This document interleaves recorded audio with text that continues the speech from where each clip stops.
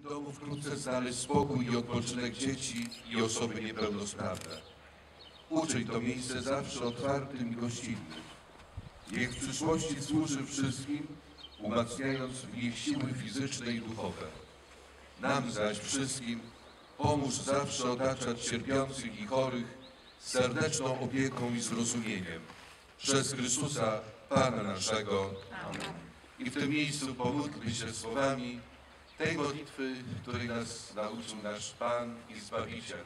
Ojcze nasz, któryś jest w niebie, święć się imię Twoje, przyjdź królestwo.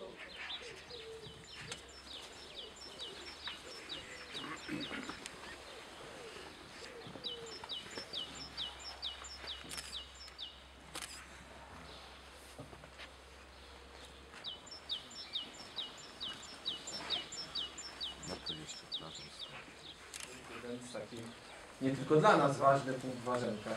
Jestem, bardzo się cieszę, że mam wyobraźnię i wiem, że za parę miesięcy ten budynek będzie już budynkiem, a za rok na pewno będzie służył tym, którzy będą czerpali radość i pewnie wychowanie i naukę w tym miejscu.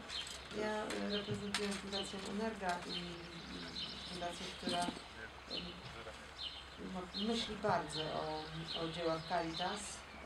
Nie zawsze to widać, czasem się ociągamy, ale danego słowa zawsze dotrzymujemy. Także cieszę się, że w jakimś stopniu też nasza fundacja udziela wsparcia.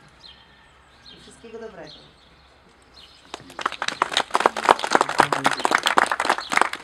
Ale nie na pewno ogromne słowo.